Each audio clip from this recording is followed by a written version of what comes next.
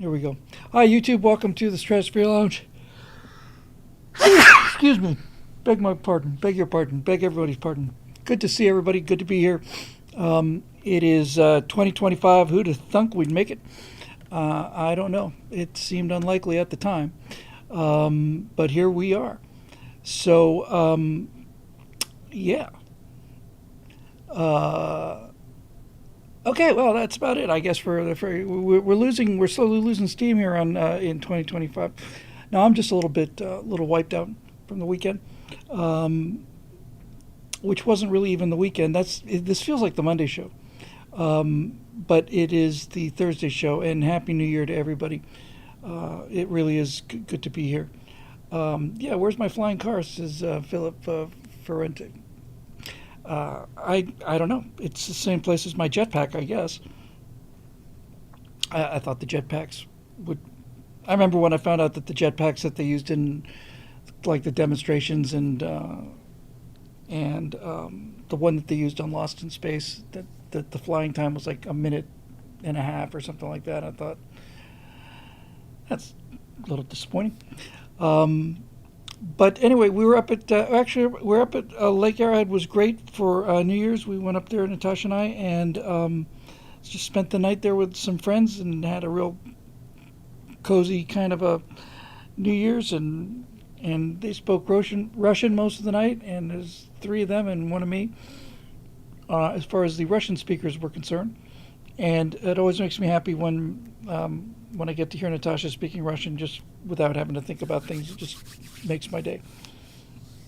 So it was a great time. We actually went to Lake Gregory, which is just a little distance away from Lake Arrowhead. Up in the mountains, you just wake up in the morning and you open that, especially after New Year's Eve, open that window, and it's just almost like a drug, that mountain air, you know? It's just it's just so marvelous, so spectacular. I'll brighten things up a little bit in here. It's a little dark. Yeah. Other than that, it's been pretty groovy. Uh, I'm glad that the holidays are over, and I'm looking forward to getting back to the. I just digging in on a new year. I am running on low energy tonight. Just you probably can tell I'm a little scattered here. Let me just get these chat windows up where I can read them. Well, that's a big one. How'd everybody else doing? Did you guys have a good New Year? We had, of course, that incident in New Orleans where, you know, it's.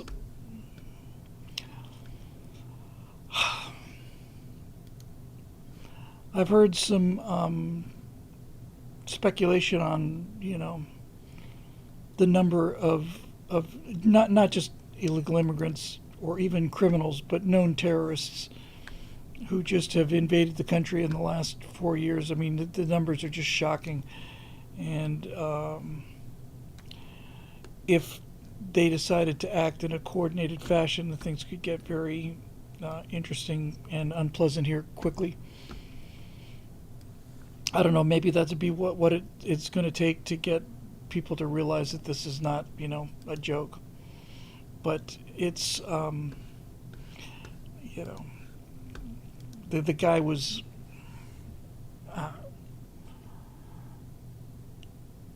I mean, the speculation I've heard about, you just the possibility of turning this country into just a perpetual set of suicide bombings and just people opening up with guns, and not just one person. The idea of like a bomb going off and waiting for the people to come in and help and rescue and stuff, and then the second bomb goes off, and I don't know. I'm hoping it doesn't come to that. I think if it did, they'd be surprised by the response. The thing that really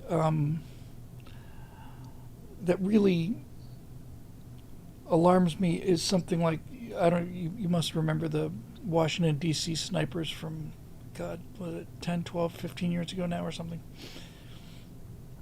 These two guys had hidden the trunk of their car, and they cut out just a spy hole, so they were able to park their car and basically just open fire from there. And the thing that's really alarming about that particular kind of terrorism is that it basically shut down 5 states, Maryland and Northern Virginia, and people they wouldn't leave the house. I mean, the chance of you being, one of the sniper victims obviously is much, much lower than being in a car accident, but people just wouldn't go get gas, they wouldn't go shopping, they wouldn't go into parking lots. If you started doing that in a real organized way, this country would wake up real quick. John Persing says, I'm in Nebraska and my girlfriend was afraid to fill up her car. This is the thing, you see. It's wonderful that we can live in a society that's so safe that people would panic like that. But if they really,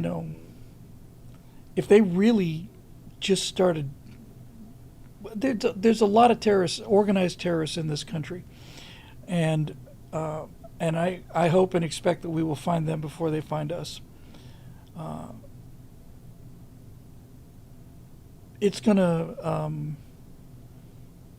it could really, you don't want to talk about political issues on something like this without at least the caveat of saying, catastrophes and tragedies or catastrophes and tragedies.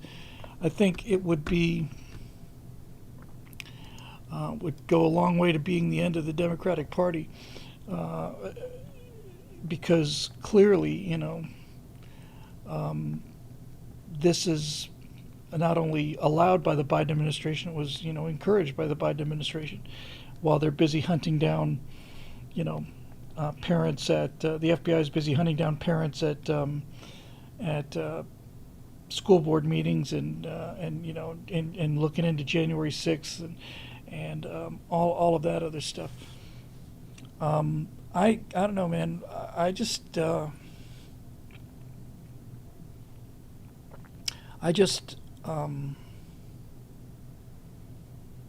hope it's not a precursor of organized terror attacks in this country, but I'm concerned that they may be coming. I think these people are going to find themselves, if such a world does come to pass here, and again I want to just be clear, I'm certainly not rooting for this, but if it does come to pass, you're going to start seeing things like universal concealed carry go sailing through constitutional carry, basically. Yeah, I'm with can I get a channel in YouTube here? It says, let him come. I kind of, I feel the same way. There's been a party in here too long, he says. I feel the same way about anybody who makes threats towards me or my country or my family or friends or whatever. You want to see, you want to fool around. Your chance to find out is just to be about to come. But I don't think that that's going to become the new normal. I think people will start stepping up, and it'll be interesting to see what a citizen response to this would be. Aside from the fact that, if you've got people carrying, you sure do have a way to stop these people a lot more quickly than if nobody's carrying. And I think a lot of suspicious activity that people are afraid to report right now because they don't want to be called racist will suddenly, come flooding in. We'll have an FBI director, I think, in Kash Patel, who knows what he's going to be doing. Yeah, in the YouTube section here, Barbara Says, I just bought a weapon recently too, my first one. And Mark Robinson says, good for you, Barbara. And I say, good for you, Barbara, too. Definitely get some training. Get out to a gun range with somebody who knows what they're doing. They have people there that know what they're doing. Because, the very, one of my biggest concerns about having to use a weapon in anger would be, my first concern would be not shooting my own feet off, or feet if I'm lucky. So, when you get adrenalized and stuff, this really does need to be automatic. You really just need to be trained well enough to have your hands know what you're doing, because in those moments you can get very, very chaotic very quickly. But if something like that happens, I think it's just the end. It's just the end of the wokeness, and the entire woke attitude that you can. I was listening to a clip as I was preparing the right angles and getting some of those things posted and getting ready to release them, which we shot on on New Year's Eve. And I was just listening to this clip where somebody was, arguing with these students and saying, "Look, you're a biological woman. Women have wombs and men don't. That's not true." And these pink hairs are just screaming at the top of their lungs, just rabid, just spittle flying out of their mouths. This denial of reality. And you can deny reality as long as reality is on good terms. When reality starts to get serious, there's no denying it anymore. Yes, Steve Whoop says birthing persons and chest feeding and pregnant men and I was watching just the sheer emotion of these people, just how blood furious they were. That I thought, This need to deny reality is so overwhelming on the left. It's just, and you understand, after a while you understand why. If you can make yourself believe that men and women are the same thing, then you can make yourself believe anything. By the way, I mentioned in passing last show that the definition of a vaccine. And I got a community strike. I got a channel strike when that got looked at by I guess it's the AI bots. And so this was a warning from our insect overlords. But they said you can take a training course, and then your warning will expire in 3 months. If you get another hit on that particular subject, I have to go back to saying Victrola now, then they can shut you down for a week, and you don't get to post for a week. And if it happens again, it's 2 weeks. If it happens again, your entire channel and everything on it is gone. So I thought, I saw this, and I thought, you can take your training course, and then I thought, you know what? No, I'm going to do it. I'm going to do the re-education camp. So it was like a 5 or 7 question thing, and it's like, Manuel says that this, and this, and this.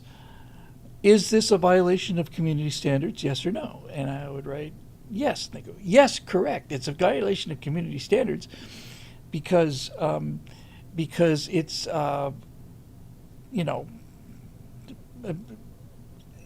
it's in violation of known medical principles.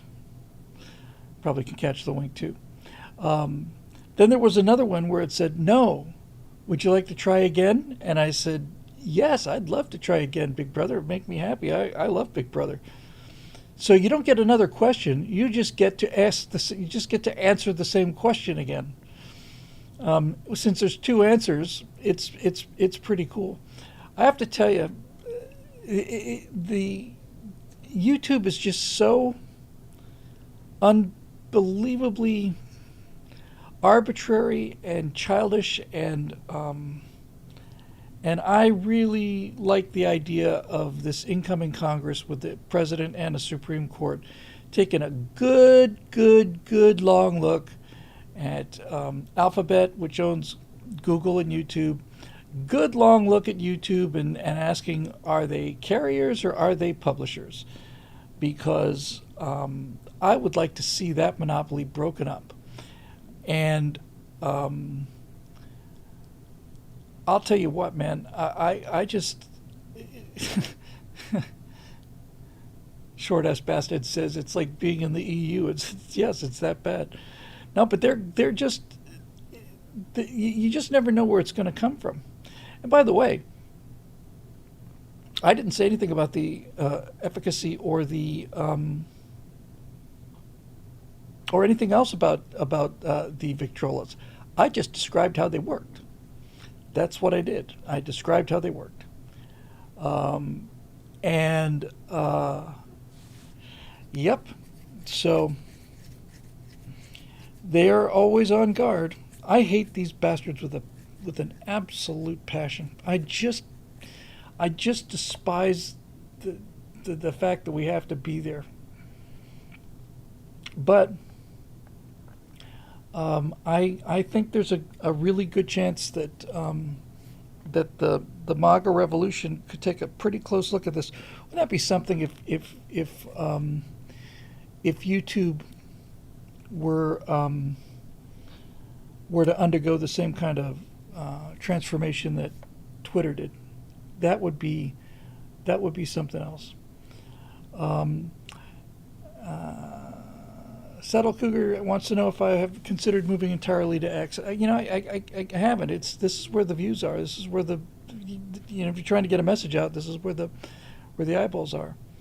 I'm not saying it's a POS. Bongino has 180,000 streaming daily. Dan's earned it. He's terrific.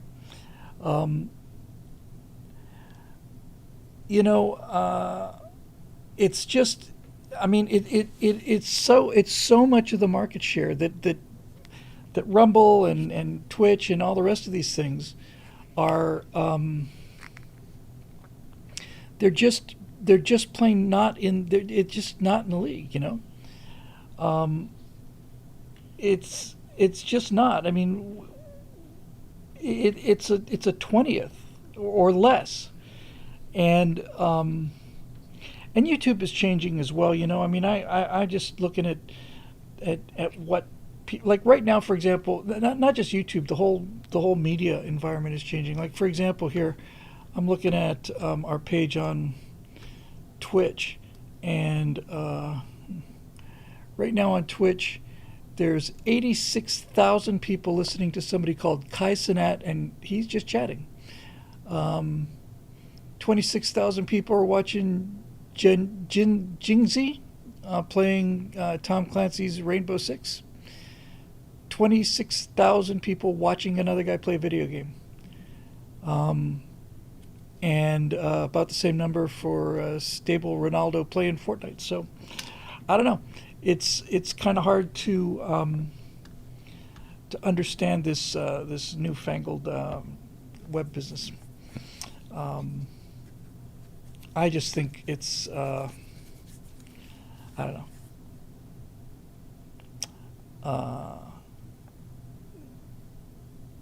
I guess the thing to do is to look at the quality and not the quantity. No, now I'm even more depressed. No, we got a great little gang here, and we got a little corner, and that's the way it goes.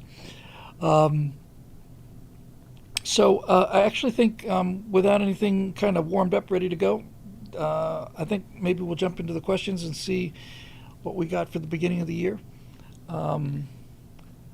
And we'll see how that goes, and if it's a real short one, then we'll just pad it out on the end, I reckon.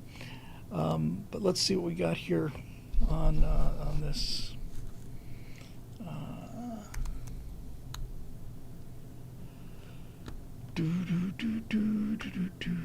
doom, doom, doom. I have to log into my own website. How quaint. Here we go.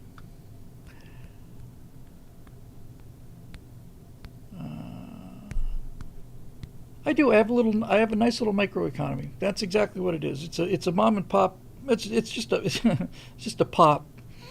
Some people have mom and pop operations. I've just got a. I'm not even a pop operation. It's just kind of a dude who lives down the street operation.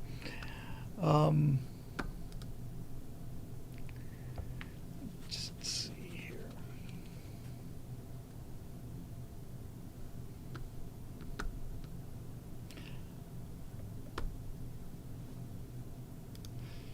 Maybe I could write to Joe Biden and see if he'll pardon me for my channel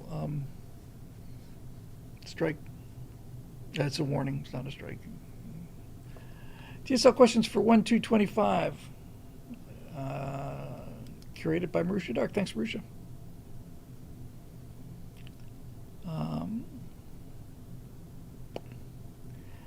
Kritzy says, happy to be a supporter, Bill. Hope you're well. Your frank sanity has helped me a lot in the last couple of years. Well, thank you.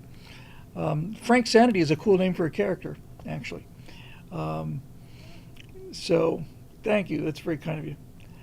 So here's a Happy New Year and so on. So let's see what we got. We'll just take a quick look here. We got a Road Rider.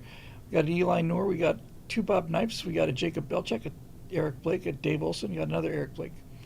Okay, looking good. We can get through these easily, and then we'll see what we're doing. See if I can get myself a little warmed up here. I'm a little rusty. I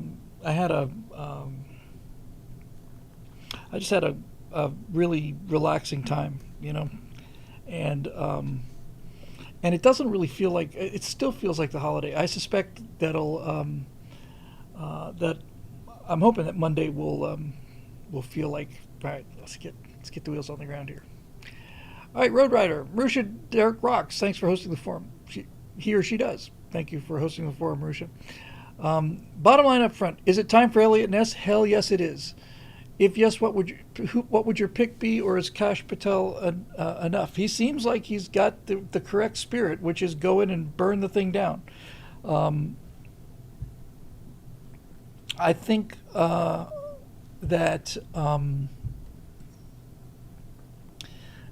you need somebody who is antagonistic to the existing structure of the FBI. I mean, really quite determined to clean those stables out. And I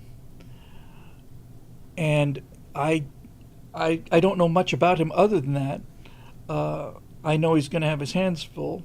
I suspect that this event in New Orleans has done an awful lot to help his confirmation, because it's getting harder and harder and harder to defend the FBI as being, don't shoot G-Man, untouchables, uncorruptibles, and all the rest of that stuff I used to believe. Probably an interesting question is, was it ever true, Feels like it was true. Feels like the FBI used to go after communists and enemies of the state that were actual enemies of the state, not citizens of the state. But in any event, same questions going on with Road Rider here. X's Grok says Elliot Ness was real, not just a black and white TV character, and he was not FBI but came from the Treasury. He was real, as I recall. January 1st, Vegas bombing. New Orleans car killers, IEDs, weird anomalies with both deaths, FBI agents immediately coming on media saying it's not terrorism. Yeah, that's a little sus, as the kids like to say. Vivek and Elon's power is only via recommendation to the POTUS, not so with RFK Jr. as a cabinet-level position. Is Tom Homan the untouchable? Well, I think Homeland Security, CIA, FBI, National Security Advisor, and the Defense Department. We have a issue. I'm virtually positive it's a posse comitatus issue. But there are, and this is a superb law, and I'm definitely in favor of it. Very strict rules about using the U.S. military inside the borders of the U.S. But I think you could make a very reasonable definition of the term invasion, and and if you could show, and I don't think it would be tough to show, although in this particular case over the last weekend over on New Year's, I think you could make the case that with those exceptions, those were both American citizens, as I understand it. But if you have large numbers of terrorists, you know, like a terrorist uprising, and most of those people are here illegally, you make a pretty compelling case that that is an invasion of the country, and then can be met with the full might of the U.S. military. You know, these Mexico gangs are pretty tough when they're dealing with unarmed, terrified, aged civilians. But I think a SEAL team or a Delta team could go through one of their headquarters and F them up pretty thoroughly without taking much in the way of losses, if any, you know. Chris Elisar says, happy birthday to Bill Blonde, James Blonde Whittle. James Blonde movies we made with my friend Fritz Bronner. These are the films that we made when I realized I wasn't going to the Air Force Academy, and they took me out and we started making Super 8 movies. And yeah, we had, my friend Fritz is this Viking. His hair was just white blonde, so we made these James Bond spoofs called James Blonde, and we had Blonde Finger, and we had Thunder Blonde, and we had a couple of others, one which elude me. Anyway, just showed up in the comments section there. It was fun. Let's see. Same question. Question 2, if there's time, do you think CARE will still have a seat at the White House as it did with Obama and Biden, the Council on on American Islamic Relations?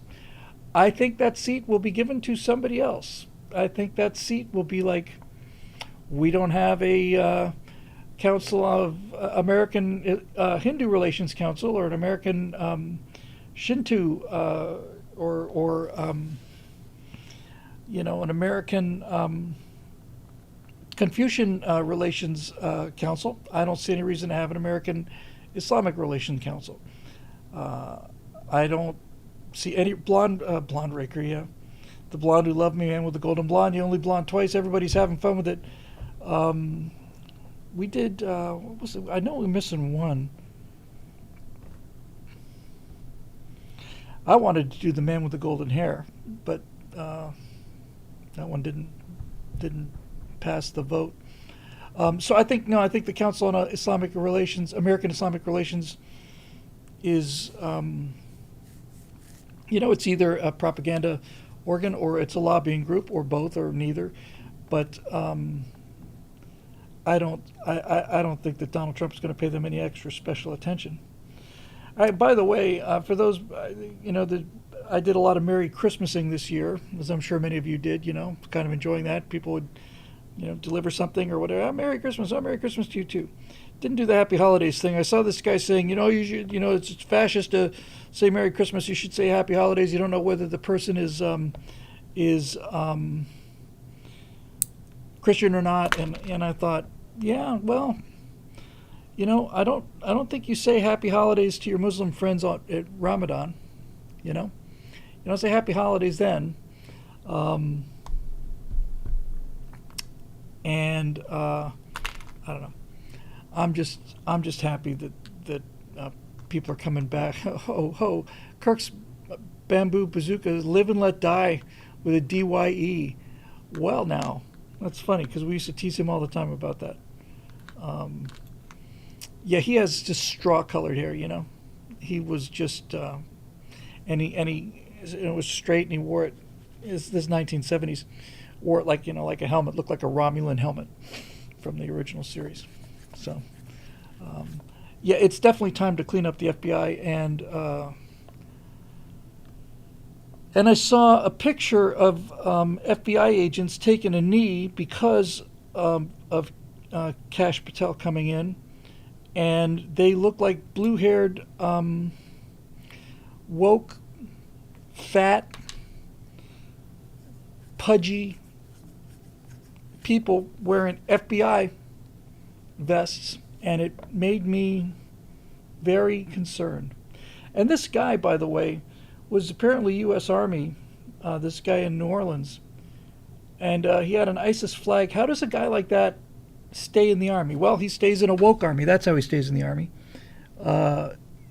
You can't hide that kind of attitude.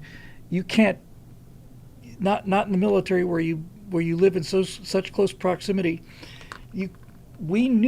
Somebody knew that this guy was wearing an American uniform and had sympathy with the enemy, and I mean big sympathy with the enemy, and we let it come down because we didn't want to create any fuss. I think if they decide to get up on their hind legs and start getting nasty, I think that's the end of political correctness. I think that'll be what will finally wake people up to the point where we just finally say, yeah.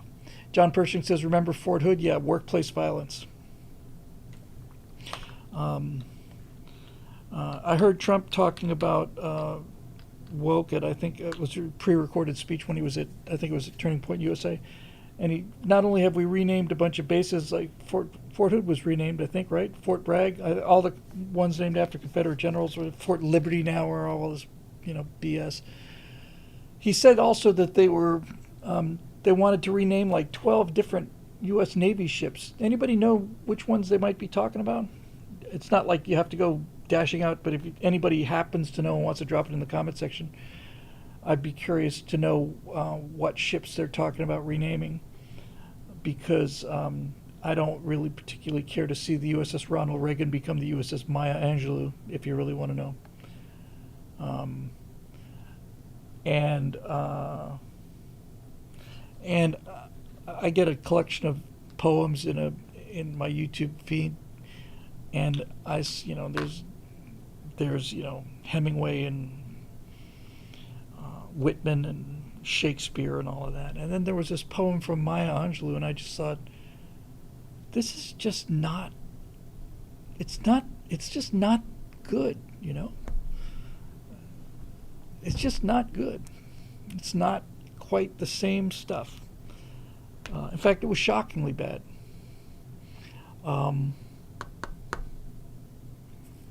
Like Kukolin says, I like the FBI agent with a nose ring that spoke at New Orleans. If there's an FBI agent with a nose ring, I did not see that. If there is, then we are in big, big, big trouble. Big trouble. Richard Burton, what a cool name, says Bill, something's way off on this latest attack. Yeah, I've noticed there's something way off on a lot of things, isn't there? A lot of fishy stuff going on. Those closest to these guys are in disbelief what happened the last 3 months of the New Orleans guy. Is MK Ultra? Well, maybe. Or maybe he's just been real good at keeping his true feelings to himself. It's possible. Some people many people are constantly amazed that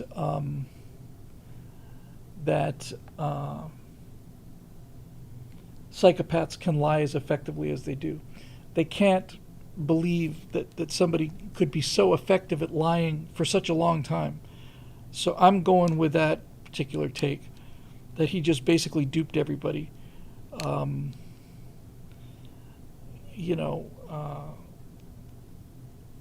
What was the name of this woman from Thanos?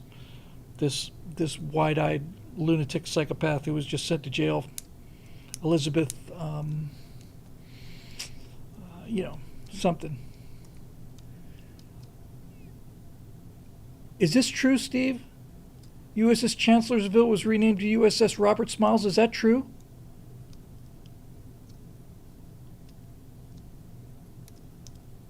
Is that because Chancellorsville was a huge Confederate victory? No. Well, first of all, it's terrible luck to rename a ship. Lord Bios pointed that out.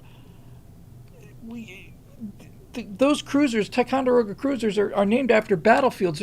That makes me sick. Name it, change it back. Change it back. Yeah, not Thanos, Theranos. Change it back.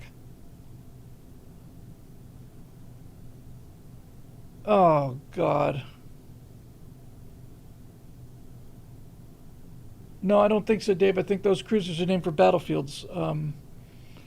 The USS 688 attack boats are named after cities, Los Angeles class boats.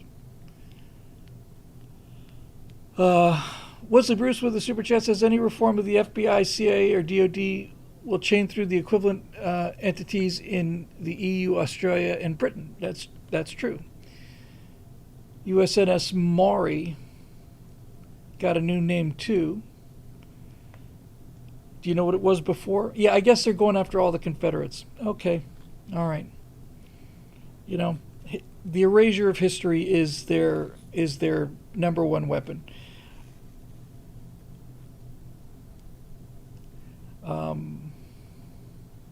Yeah, Buck of 588 says, just wait till we get the USS George Floyd. I'm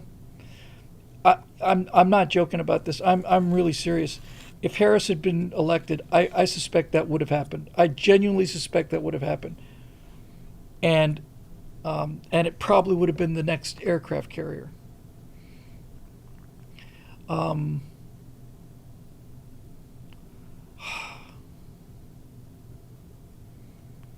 Yeah, Eric says, fortunately, Major Hegseth is coming soon. Antietam escaped a name change. Change him back. Just decanonize it. Just say it was not an actual name change. Just say, hey, it was non-canonical. It was an administrative effort.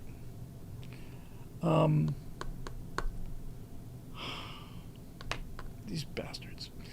Yeah, I hate them. I'm not ashamed to say I hate them. I genuinely hate them. They're just terrible, awful, small people, and they have nobody.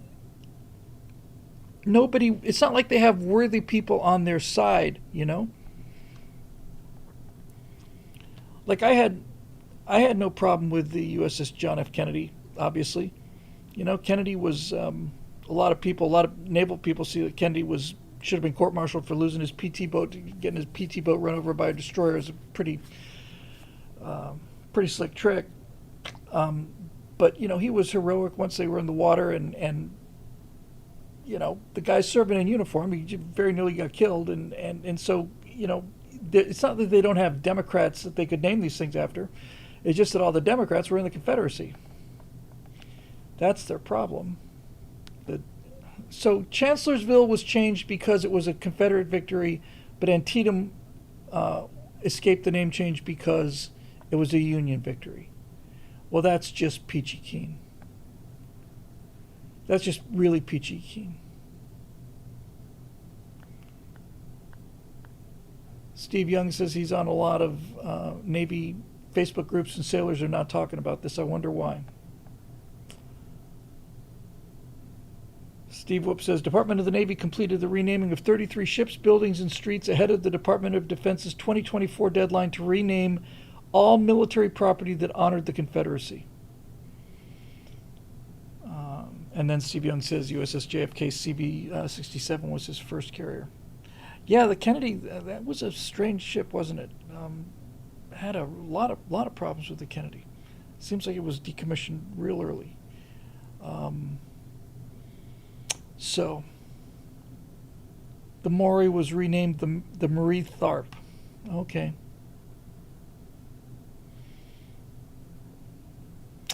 All right. Well, anyway, it's just terrible. Moving on. Eli Knorr, just finished reading your book. In hindsight, how should we have handled the war on terror differently? Wow, that's easy.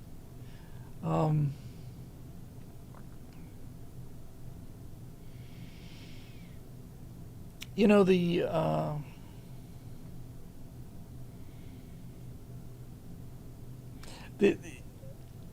honest answer to that is, in hindsight, we had a much better chance if we were going to go in there and break things. We had a better chance to of making a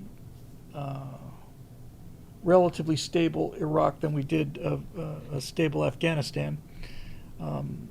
This business of debathification in the very early days after the invasion of Iraq, took a lot of, turned a lot of, gave a lot of people no other choice rather than to back the insurgency. You know, the whole Iraq thing. There is one thing about the Iraq war that nobody talks about, and I keep coming back to it because I happen to think it's critically important, and that is, we're not sure of the numbers, but we killed something like 80,000 members of Al Qaeda in the sands of Iraq. It was more than 40,000, and likely was in the neighborhood of 80,000. We forget how popular Al Qaeda was after the 9/11 attacks, and how many people instantly were recruited and sent to Afghanistan and Pakistan and Al Qaeda in Iraq, and they just kept calling for more and more enforcements, and our Marines just went into their backyard in Fallujah and Ramadi and kicked their asses. And it cost us 4,000 Americans, and everybody looks at those losses and the failure, you know, the political failure and all of this. But if you really get down to the granularity of it,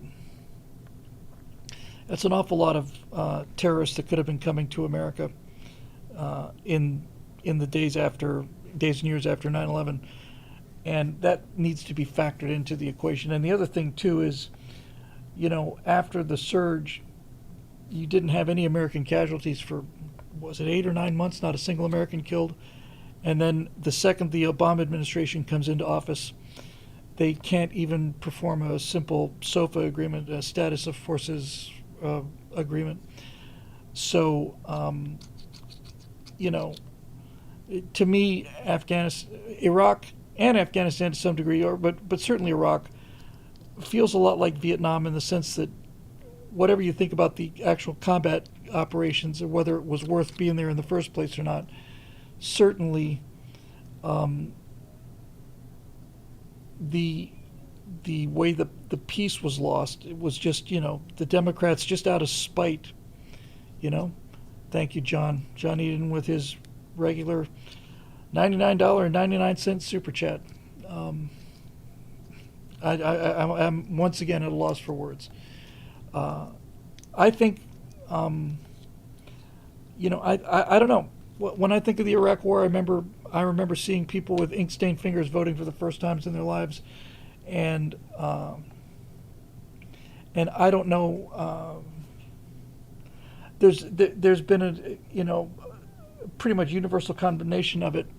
Donald Trump leading the charge on this, and they may be right. It may have been a catastrophic mistake, but we don't know what would have happened. We only know what happened because it was there, and the consequences of it being there. We don't know what would have happened if we hadn't done it. I know that sounds very simplistic, but this is kind of the sunk cost opportunity thing. If you do one thing, then you didn't do the other. And not doing the other, not going, would have presented its own problems too. I don't know. But I will say that we have learned a lot from this nation building business in Iraq and Afghanistan, and that I don't see anything like Iraq or Afghanistan happening again for the next 50 years, 100 years, maybe not ever again. This idea of nation building, I think the lesson of Afghanistan and Iraq and the war on terror is that you cannot go in there and expect to grow rice in the desert, you know. That is just the lesson. How many times and how frustrating it must have been for the guys who were over there to be out there fighting and to have genuine allies on the ground. You know, we had real allies on the ground among Iraqis and Afghanis, and to just watch the endless weight of history just grind them down, grind the effort down, grind down the allies that we had there, grind down everything. But I'll tell you what, I believe, and I will continue to believe. And when somebody asks me this question, I know it's not a popular opinion to have, but our guys killed a shitload of terrorists in Iraq and Afghanistan. But in Iraq, tens of thousands of them, and I hate to have that. I hate to have that discussion without pointing that out. We don't know what those people could have done if they hadn't gone to Iraq to bail out Zarqawi, was it?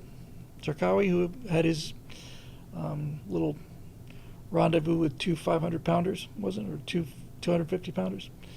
And the way that, and plus we had an invaluable experience in terms of priceless, operational experience. And then along comes Obama and basically forces all of the people that learned such hard lessons at such enormous cost in lives and treasure, forced them out of the military. I would take, if I was Donald Trump or Pete Hegseth, I would say if you left the military because if you felt that it had betrayed your values and you want to come back, we will pay you your back pay, even if you've been gone for 15, 20 years.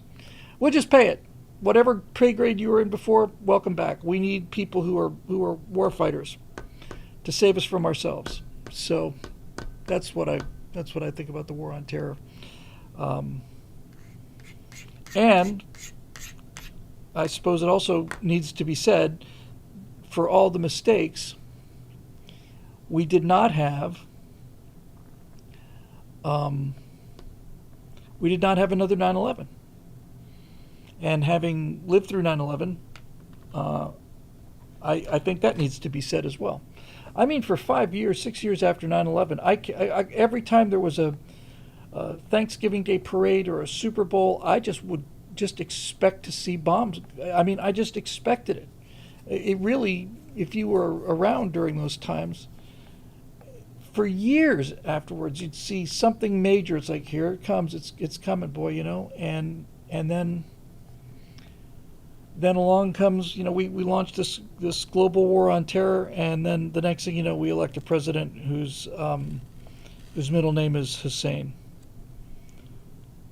and who was pretty clearly not on our side. I heard stories from CENTCOM about we had to warn, both Al Qaeda and ISIS of upcoming attacks to give them time to reconsider their position. Just this typical American childish naivete. Eric Blake is doing a running, Abu Bakr al-Baghdadi is dead. He died like a dog. Don't cry, Abdul. That was epic. I saw somebody put together a intercut of Obama announcing the death of bin Laden with Trump announcing the death of Baghdadi, and I think they were trying to make Trump look bad.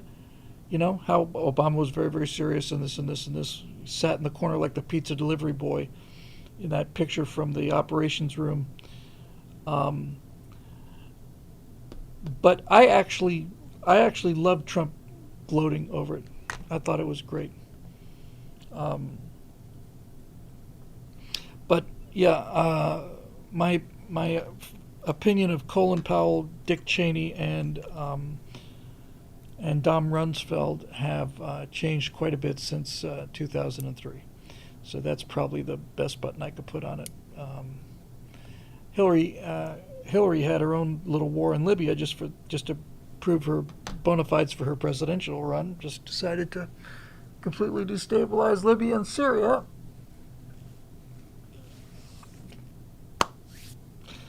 The Libya thing is much harder to understand because the second they pulled Saddam Hussein out of his little spider hole, Libya just handed over the nuclear program they were working on. They said, here, we don't want one of these anymore. We don't want one of them. You would be, there you go. So it's like COVID. It's like, it's kind of like a, did I dream? Was this a nightmare that I lived through? Just this low level kind of, it could have been handled a lot better. Although I didn't know how at the time, and I don't know if anybody really did. Bob Knife got 2 questions. Can you please explain quantum mechanics in 5 minutes? Is there a 30,000 foot explanation?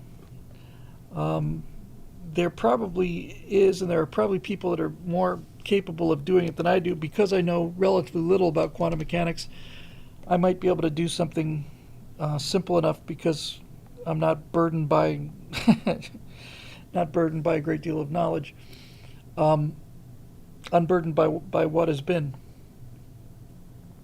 The short form, as I understand it, is something like this. On the micro level, the smaller you get, on the subatomic level, everything that we see in the world, like I've got this little piece of, I forget the name of the mineral, but it's got a lovely blue, thing. So this hunk of mineral here is made up of atoms, and it's not going anywhere. Its shape has been on my table, and it hasn't changed shape, and it hasn't hovered in the air. It hasn't, disintegrated, and it hasn't inverted, and it doesn't fly around the room. Technically speaking, it could be doing all of those things. It's just exceedingly unlikely. The more atoms you put into one particular place, and it doesn't take many, all the quantum possibilities disappear. But technically speaking, all of the subatomic particles could decide to quantum tunnel in the same direction at the same time, and the thing could have basically fly off the table. And that doesn't happen, and the chance of that is so close to zero that it's zero. It is zero. But on a quantum level, it's not zero. It could happen. What we find in the quantum level is that everything is a series of probabilities, that the universe is not concrete in the way that we understand it, that particles are not little marbles that move around relative to other marbles. They are much more likely to be considered as switches, and that these switches are in a state of superposition, which means that they are in both states at once. So if you think of it as a binary thing, like a switch on a transistor or something, if you think about quantum particles, subatomic particles, you can think they're either on or off, left or right, up or down, clockwise or clockwise. These are all terms that they use for quantum particles. Top spin, left spin, and these switches are both on at the same time and off at the same time, and they live in a state of being both on and off, and neither on or off. That's their natural state. Assassin of the Gray, I missed a super chat. Let me scroll back up so I don't... I will come to that in a minute here. Thank you for reminding me. I'm sorry I missed it. I'll come back to that. I got it paused here. So back to the quantum thing for a second. So these things are their comfortable state is to be, their natural state is to be both on and off and neither on or off. That's very, very hard for us to understand. But when you observe something, it has to make up its mind. And this is the truly astonishing thing about quantum mechanics. We appear to live in a universe that requires an observer to exist. If there was nobody observing the universe, then the universe would not exist, which is a profoundly deep, and I think that statement is pretty much verifiable by the same mathematics that makes your cell phone work, for example.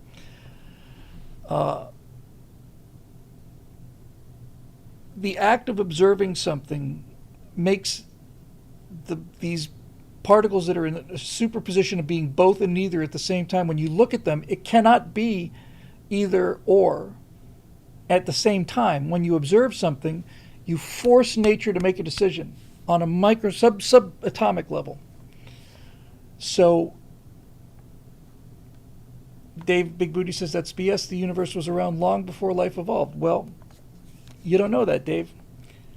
that is a rational, reasonable supposition to make in the macro world. But in the quantum world, it may not feel right to you, but the quantum experience says there has to be an observer. Now, that doesn't necessarily mean the observers have to be human, and maybe there's just one observer, and maybe he's a large fellow with a white beard, which is one of the many, many, many shocking things about quantum theory, and that is just how completely upends everything that we know to be true and reasonable and rational. The universe is not built in a way that we understand things on the macro level. So you have to observe the universe in order for those quantum waves to basically collapse and make a decision. So if you observe a particle, the particle is in all places at the same time and no places at the same time. But when you observe it, that particle has to show up. It has to make a decision. Now the particle has to conform to the observer's view of the particle. And when you wonder why it is that this piece of mineral doesn't go flying off the desk, it's because there's trillions and trillions and trillions and trillions of these things, and they are all behaving randomly, but large effective forces are pulling them all in more or less the same direction. So it is, David Big Booty says, quantum physics is simultaneously the ultimate truth and complete BS at the same time. Unfortunately for us, I don't believe it is BS. I think that it is one of the things that we are not evolved to understand. We have, as humans, Bob, back to your question, as humans we have accomplished miraculous feats of intellectual daring and genius. And to figure out something that is not only doesn't make sense, but makes anti-sense, to understand it and to, on some level, accept that what could not possibly be real is real because nature says so. We're just pinging nature, and nature is sending back at the quantum level. It's sending back stuff that just makes your jaw just hit the ground. The idea that there could be two particles that are entangled, one particle in a lab in Livermore, let's say California, and another particle in the Andromeda galaxy, and both of these particles are in a state of superposition, and they're entangled in a way where one is opposite of the other. They're both neither and at the same time, either or and or at the same time. And then you look at the particle in Livermore, and the particle in the Andromeda galaxy instantaneously becomes the opposite of whatever this particle turns out to be. That's what quantum theory says actually happens. That this got nothing to do with the speed of light. It's instantaneous, although there have been some experiments that claim to have been able to measure the speed at which quantum effects occur. It seems to me to make sense that these would be instantaneous if they're either going to be instantaneous or the speed of light. But again, nobody really knows. First time chat here from Maltz42 says the double split experiment shows photons in both the wave and particle states depending on whether you observe the photons as they go through the slit or another, or if you observe them at the wall behind the slits. In other words, the classic example is if you shoot a light through two slits,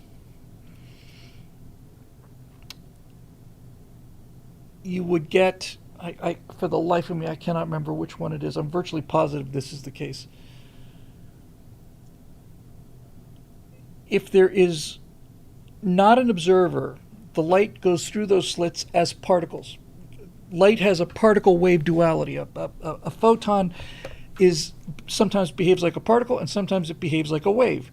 Light has a frequency, light has amplitude and all of these other qualities of waves, but at the same time, light also has there's a quanta of light. A photon is a packet.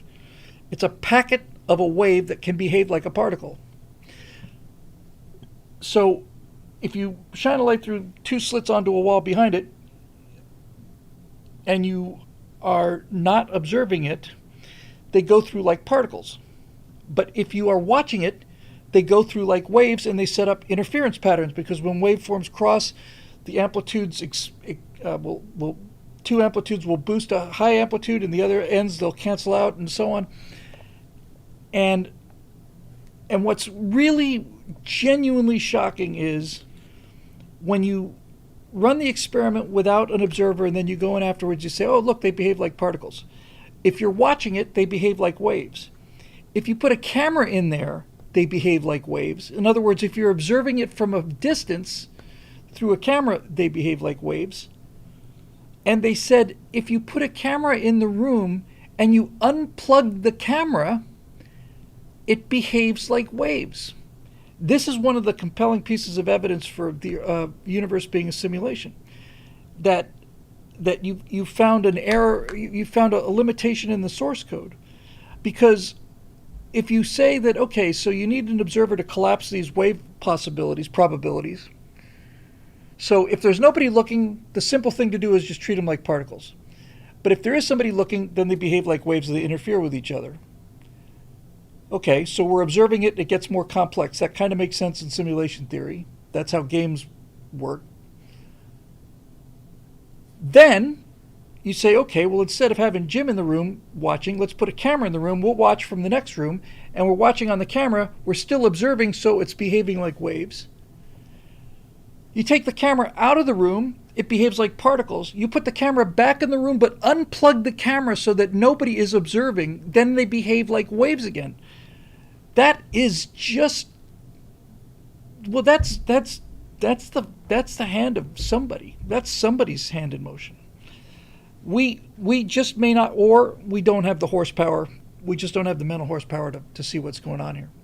But the fact that we're able to determine it, even that alone, is really impressive. But that's what the experiments show repeatedly, time and time again. And I had heard about the camera thing, and I thought that's impressive. But when I heard a quantum physicist saying, we unplugged the camera and it still acted as if there was an observer, that to me is saying, this is kind of NPC behavior. And it makes sense from a simulation point of view. It's easier to model light as particles than it is to model light as waves, because particles are just little dots that get shot at things. But waves have interference patterns and all kinds of secondary effects coming. So the argument for the simulation theory is that the simulation tells the universe to treat light as particles for the basic stuff, like illuminating landscapes and so on. But when those pesky humans start looking closely, make it behave like waves, which takes more processing power. I think that's probably the most compelling evidence for simulation theory that I'm aware of. And there's something very depressing about simulation theory. You explore the entire universe. If you had faster than light travel, you figure out a way to pull that off through one of these quantum loopholes or something, and then you find out that this thing that we call reality is just. But see, then you kind of come around on the other side of the circle, and it's like saying, well, if this is a simulation, it is our reality. Everything that's ever happened, all of the history, all the wars and plagues and empires, and all the loves and the time you spent with your girl on the couch, all that stuff is as real as it gets. These are profound times to live in, and very exciting times to be living in. And the question will be whether or not artificial intelligence will be able to, putting aside all the dangers of artificial intelligence, will artificial intelligence be able, assuming they can get there, and that's a big assumption, will artificial intelligence be able to understand these things that the human brain's not capable of understanding? I like that a lot, actually. I like that very much. Eric Blake just said, God is the dungeon master. Yeah, that's kind of what he is, rolls the dice. Anybody who's ever played Dungeons & Dragons knows two things about Dungeons & Dragons. Number one, it's based on probability and dice rolls. And number two, a good dungeon master, just like a good god, will fudge the dice roll if it makes for a better story. Can't tell you how many times I've done that or seen that, where the guy rolls a dice behind the curtain and it turns out, nope, you were killed. And it's like, oh, well, you rolled a 20, you're dead. What did you roll? Oh, you rolled a 19. You're grievously wounded. Happens all the time, man, where the hand of the storyteller comes in and just fudges the probabilities just to get a better story out of it. That may be exactly what's happening in this universe. We'll see. This is the super chat that I missed from the Assassin of the Grey. It says the State Department allowed millions of Arabs to emigrate to the U.S. during the height of the war. We never allowed Germans, Italians, Japanese, and civilians to just move in and make themselves at home. No, we never did. And this was the Obama administration in action, I think. But certainly that's when it really got into high gear. There is something... There are elements of Islam that are antithetical to the U.S. Constitution in a way that Hinduism or Judaism or Confucianism is not antithetical to it. The Constitution is based on Christian principles of right and wrong and internal conscience and virtue and the idea that you're accountable for your actions and to an eternal judge and all the rest of these things. But there are elements of many elements of Islam that are antithetical to constitutionalism, and this business about you're not allowed to insult the Prophet. That's one of them. You do a cartoon about the Prophet, will come into your magazine and kill you. That is a direct violation of the First Amendment, and Christianity does not have those prohibitions. You can make fun of Jesus all you want to. Jesus apparently has enough personality and enough compassion to have a sense of humor, which doesn't seem to be the case with that other guy, who's very prickly about his image, I've noticed. And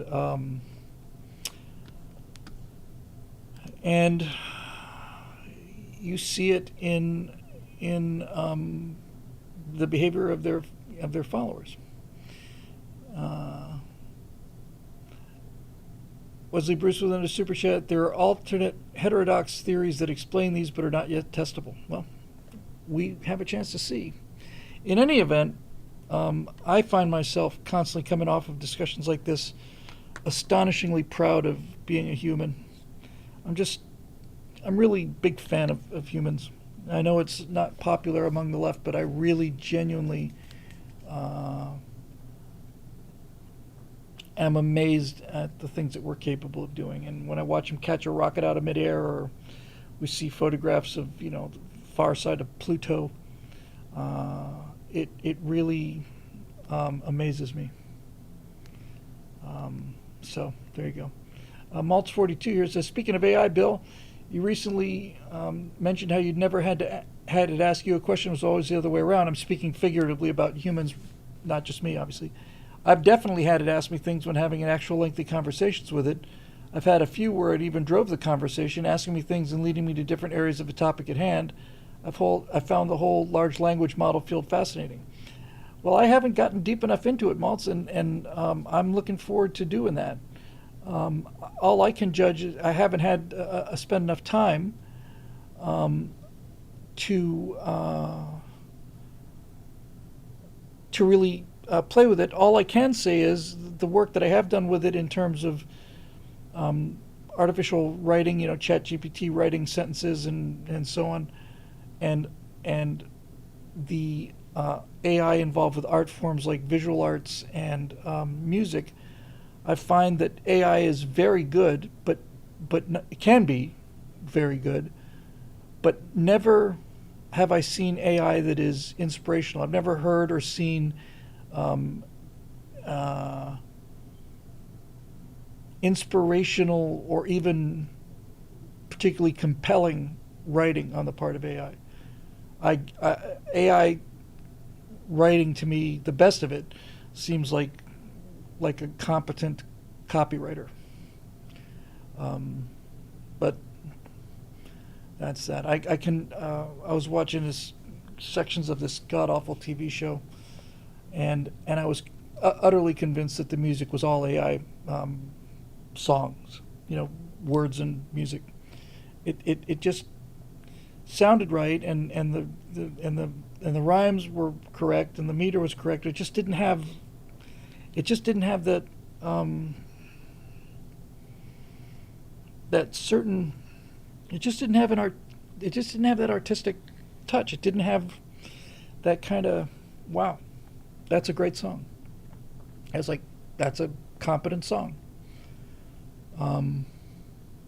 So, there you go. Bob Knife again. Does terrorism and/or protest somehow actually help the cause of the terrorist protesters? For example, all of the pro-Palestinian stuff on campus. Does this somehow subconsciously result in sympathy for the cause for average people who find it terrible?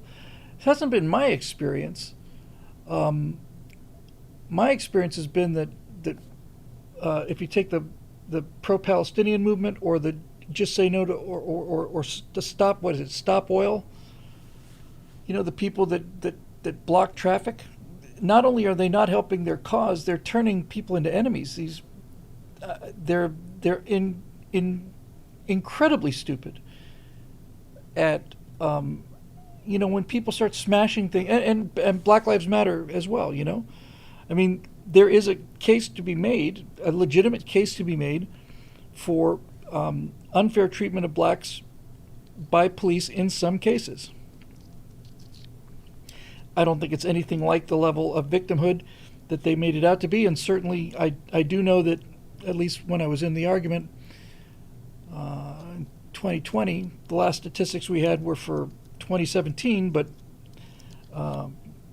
federal statistics showed that of all of the murders, of all of the black people that were murdered in America in 2017, 4% of them were murdered by policemen, were killed by policemen. And that included if a black person went up to a white cop and shot him in the face and the cop shot back and killed him. So that wasn't like, 4% of the total homicides on black people were committed by cops. Doesn't mean cops just walk up and shot him. Those included, mutual shootouts and all kinds of things. And so if your entire movement is predicated on 4% of your total murders and you're not going to discuss the other 96%, you don't have a real movement. With that said, there is a signal in the noise there. It's just that burning down buildings is not the way to generate sympathy for your cause, and neither is the violence that the pro-Palestinian crowd is part of, or any of the rest of it. It's just terrible. Stated another way, how did narratives sometimes get accepted? For example, the phrase George Washington used to immediately result in good, honorable thought about him, but now when somebody says George Washington, even I silently think, yeah, but he was a slave owner. And then I remind myself about what a great man he was. Yes, you're right. The left has poisoned the well and so on. There's an argument to be made that goes something like this. Let's just say the 19th century, early 20th century vision of George Washington, the boy who chopped down the cherry tree. Father, I cannot tell a lie. The guy who threw a dollar across the Potomac. But let's just take the cherry tree, which probably didn't happen, I think, is the consensus on that. So people used to believe that the cherry tree thing happened. See what an incredible example of honesty he provides. But even if the cherry tree thing didn't happen, the reason people bought and promoted that story was because George Washington was an astonishingly honest and selfless man. And the reason he was so selfless was because of his overwhelming ambition. This is the miracle of George Washington. So my argument here is that the cherry tree view of George Washington is simplistic, and he's an honorable good man is simplistic because it's much more impressive. George Washington becomes much more impressive when you realize how ambitious he was and how power hungry he was, and how deeply he fought against that. I just think it's a much more nuanced view of him. And yes, it's true he's a slaveholder. He freed many of his slaves upon his death, and some of them he didn't, and so on.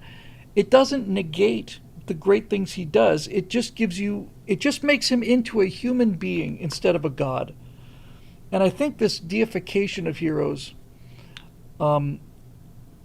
is a little childish. I think that George Washington, with warts and all, is a more interesting and in the end a better example than the pretend George Washington, than the marble monument. That's what they called Robert E. Lee at West Point. They referred to him as the marble monument. Robert E. Lee and George Washington had a lot of similarities. They were related by marriage.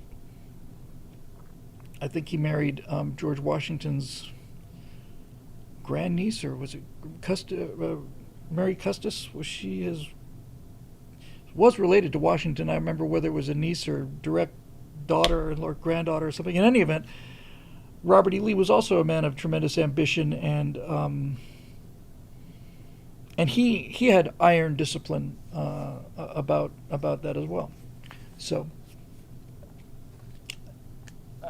yes, they can poison the narrative, and a poison narrative is not good. But a realistic narrative is better. You can take this to a larger scale, and you deal with like the Indians in the 40s and 50s when they're making all these westerns. The Indians were just these savage red men, and their only job was to fall off horses and go ah. The truth was more nuanced than that, and the truth is a lot uglier than that. And the U.S. did a lot of things that was shameful when it came to the Indians. There was not an extermination of the Indians. People say, "Oh, we gave them blankets filled with smallpox," which may or may not be true. But if it's true, we gave them blankets filled with smallpox 100 years before we had germ theory. 50 years before we had germ theory, and 100 years before it was pretty much settled. So you start out with this ideal. The left trashes the ideal, leaves you with nothing but mud. And neither the ideal nor the mud is true. The truth is in the middle. And in the long run, the things that used to be admirable are still admirable to me. The West and the American West and the American frontier, to me, is an admirable element of human history. I think it created astonishing people, an astonishing culture, and if some elements of it were exaggerated or plain invented, it doesn't change the fundamental truth. I come back to the George Washington thing. George Washington may not have ever chopped down a cherry tree, but George Washington was in fact known for his astonishing lifelong personal honesty. So the cherry tree becomes a metaphor. And when you say, well, the cherry tree never happened, it doesn't really matter, because the metaphor of honesty is true. He was an honest man. Dave Big Booty points out what I had known and was remarkable is that Robert E. Lee was the only cadet ever to make it through West Point with no demerits. That's why they called him the Marble Monument. Not a single demerit, ever. That requires iron discipline and will.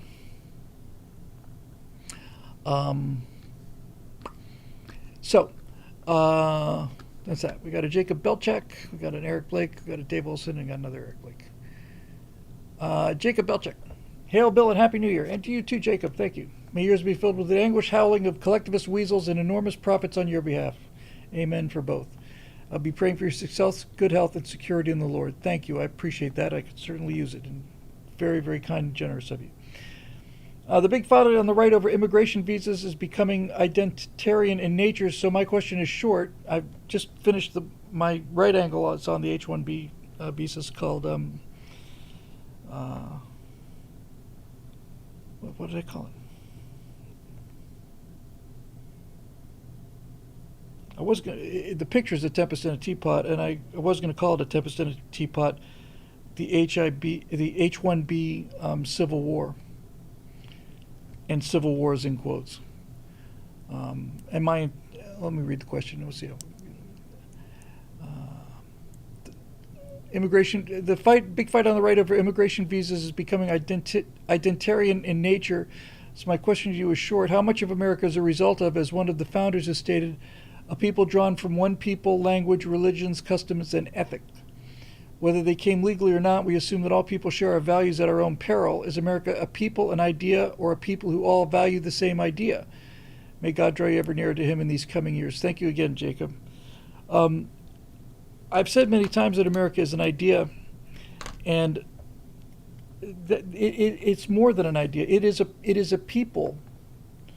America is a people. An idea is ephemeral. Ideas don't exist in the real world. Ideas themselves don't exist in the real world. Liberty is a concept. Liberty doesn't walk the earth. People who believe in liberty walk the earth. And so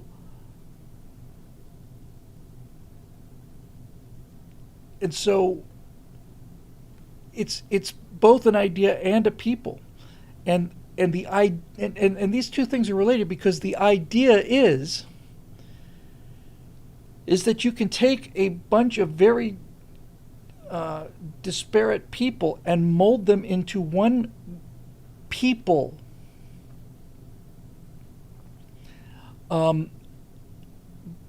But you have to buy into the idea in order for this to work.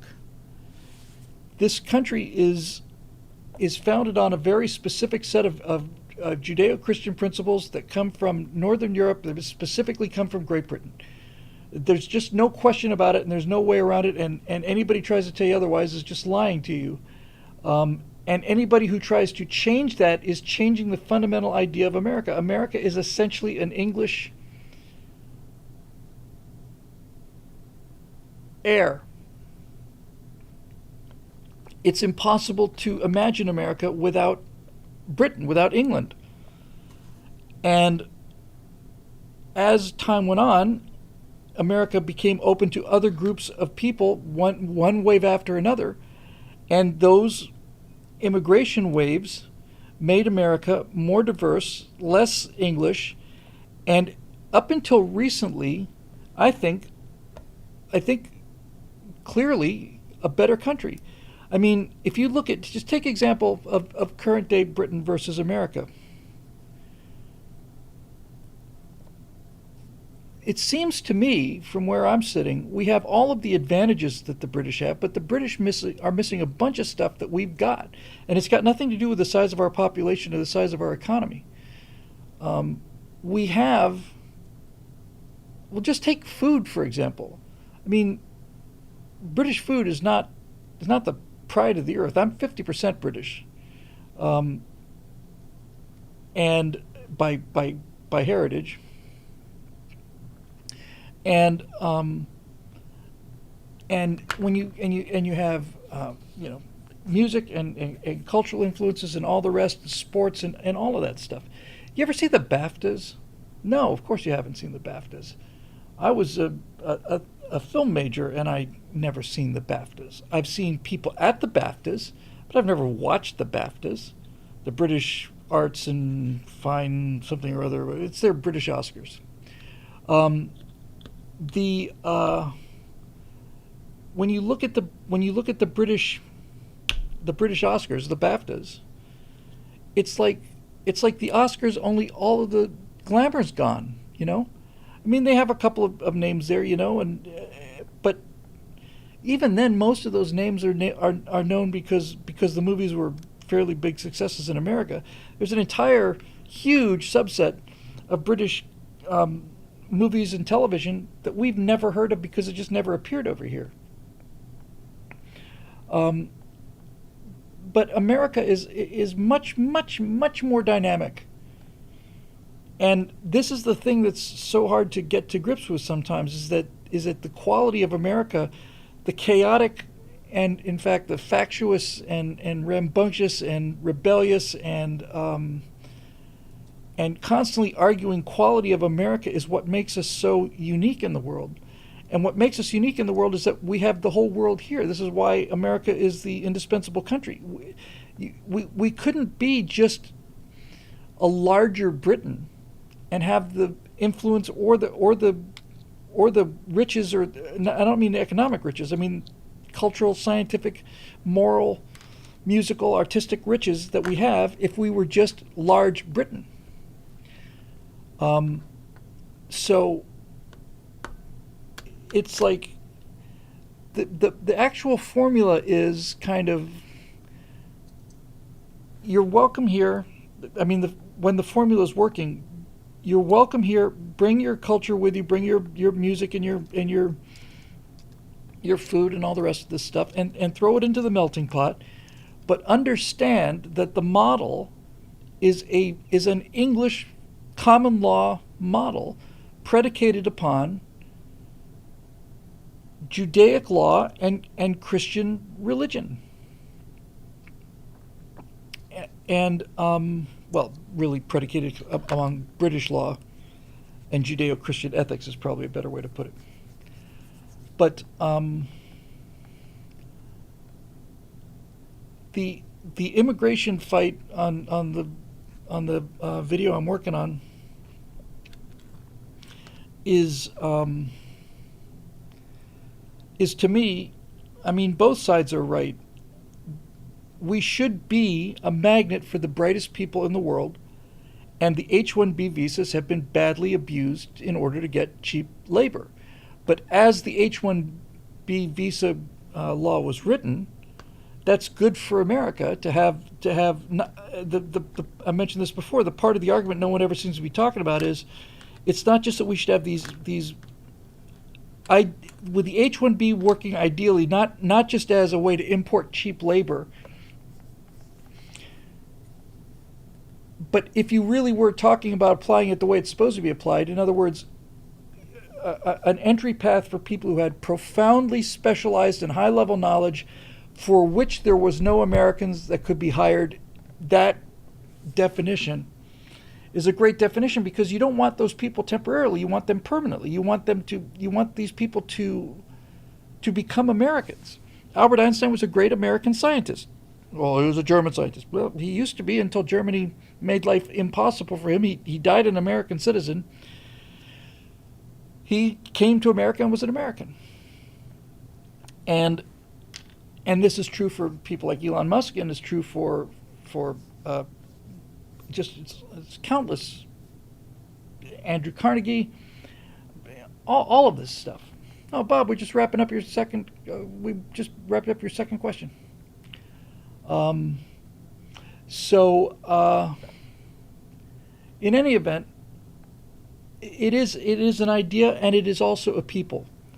I think to say it is that America is an idea is true, but it is Natasha Woodall, another great famous American immigrant, American citizen.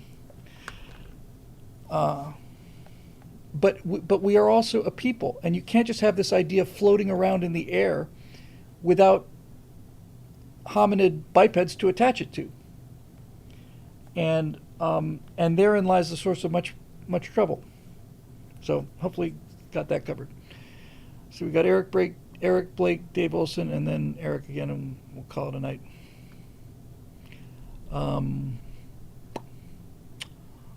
Eric's first question. Tonight, the case of the big tech breakup. Happy New Year, Bill. As you may recall, one of the things I've been most hyped up about lately involves the government declaration last year that Google is an illegal monopoly. Oh, your words to God's ears. When I brought it up, you correctly noted it was best to hold our horses and wait to see who won in November and exactly what sort of government we were going to get. After all, had Harris won, we could probably expect Google issue to be quietly shelved and forgotten about by all involved. Well, now that you're looking nice and pretty, see your latest hot mic, what do you see happening? How likely is a full-on Standard Oil AT&T style breakup of the Google empire? And what do you see happening with YouTube as a result? Is it too early to pop open the champagne? It's always too early to pop open the champagne until you've won the fight. But I think we've got two real champions of free speech. One is Donald Trump, who has an axe to grind about suppression of information on the part of big tech from 2020. the people who exited, they did exit polling among Democrats, and they said that 17% of the Democrats said that they would have switched their votes if they'd known about the Hunter Biden laptop story. So Donald Trump's got an axe to grind about that. Elon Musk bought Twitter. He said he did it for free speech. I think him buying Twitter is what turned Elon Mark 1 into Mark 2, which is a full-on MAGA, enthusiast who had an opinion about the H-1B visas as written, as the law was written, not as the law was corrupted. That was the source of the disagreement on the H-1B issue. But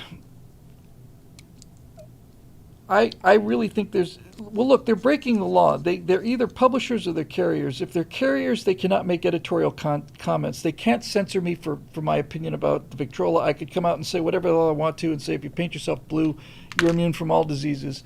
I could say whatever the hell I want to on a free speech platform, which YouTube most certainly is not.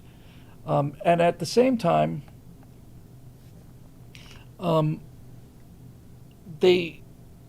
if they are able to editorialize and take down channels or issue strikes or warnings or any of the rest of this stuff, then they are editorializing. That makes them a publisher.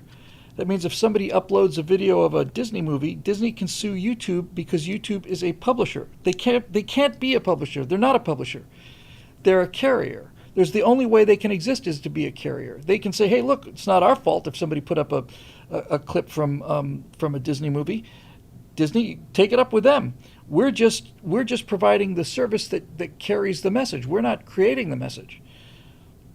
They have it both ways, and they're not allowed to have it both ways.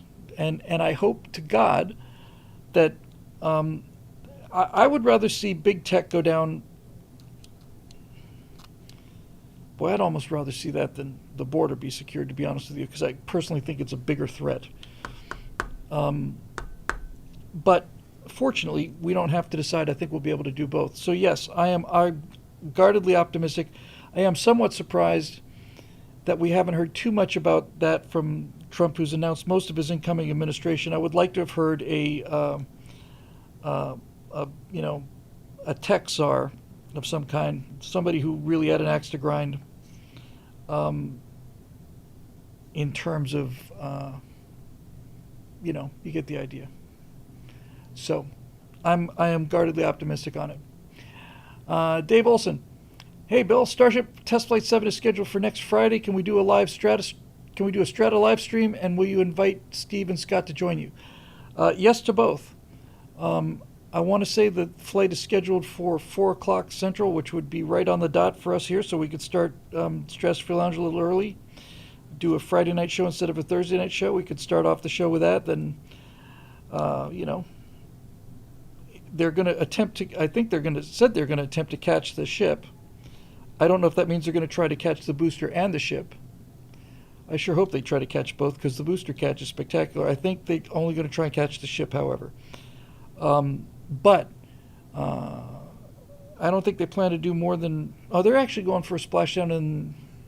I cannot remember if they're trying to grab a ship on Flight 7 or not. In any event, yes, we should be able to do the launch, and then if it turns out that there's something cool happening, 45 minutes later or an hour later or whatever the case may be, then we can watch that. Now, whether Steve or Scott can make it is up to them, but I can talk to them about it on Tuesday morning when we do our right angles next week. So that would be fun. I'd love to do it. I'll be doing it regardless, so I think you can count on that. So I'll see you there for that, and whether we can get Steve or Scott there, I don't know. And finally, for the night, we have Eric Blake again. Since we've already talked about the above tonight, how likely do you find the other big potential upcoming takeovers? Don Jr. and Elon with Comcast cable channels, Vivek with BuzzFeed, Kevin O'Leary with TikTok. Look, I say run them into the river, man. Run them into the river. John Pershing says they're just trying to catch the booster this time. I think that sounds right. They're going for a final Indian Ocean splashdown for the ship. I'd rather watch them catch the booster than the ship. Catching the booster is just frickin' unbelievable. So I say buy everything. The left is completely demoralized. See, the mainstream media is not the mainstream media anymore. YouTube is the mainstream media now, and the left still owns YouTube. They still have the ability to censor, to direct traffic. The mainstream media moved all of the network TV stuff that they used to have, and this includes Hollywood, and all this stuff's utterly irrelevant now. Nobody gives a damn about what George Clooney thinks. Nobody gives a damn about what any of these people think. Nobody watches network news anymore. Nobody watches cable news anymore. It's all on the internet, and most of it's on YouTube. So the good news is that what we used to call the mainstream media is not the mainstream media anymore. They're obsolete. The bad news is that most people are getting their information from YouTube now, which is still very left wing, and illegally so. They are illegally left wing. They are not allowed to be publishers and carriers at the same time. So I say buy them all and free them all. But one thing that seemed to be true, I mentioned this in not the last hot mic, I think the hot mic before that. It turns out you only need one. Just having one social media platform be a free platform, in the case of X, is enough to change the world. Just one. And I would be perfectly happy if Elon Musk were to boot X up to the level of YouTube. I know that he's basically talking about doing that. So one of the early questions was, hey, would you be willing to, to switch to X and stuff? The advantage of X over Rumble is that X has a very large user base in place already. It's just not really completely set up for video yet, not to the same degree that YouTube is. And then, of course, there's the network effect, which is basically the network's value is in direct correlation to the number of people that are on the network. So I have an X account, but I don't spend any time on X. If X started getting much more video friendly, I would be certainly willing and able to add another upload to the list, and which I probably should do anyway. Actually, is upload these. See, I don't even know what the upload limit is on X. To be honest with you, I don't know. I don't know what their video ecosystem looks like just yet. Kirk's Bamboo Bazooka says, can't think of a better thing for the world's richest man to do except buy YouTube and apply free speech principles. I thought this too for the longest time, and then somebody told me that YouTube's market cap is $250 billion. So, I mean, he's not going to bankrupt himself to do it. But that doesn't mean it couldn't be done. And besides, you throw $20-30 billion at something, you get some influence. But you don't have to. He doesn't have to buy it. YouTube you can fix with enforcing the law, enforcing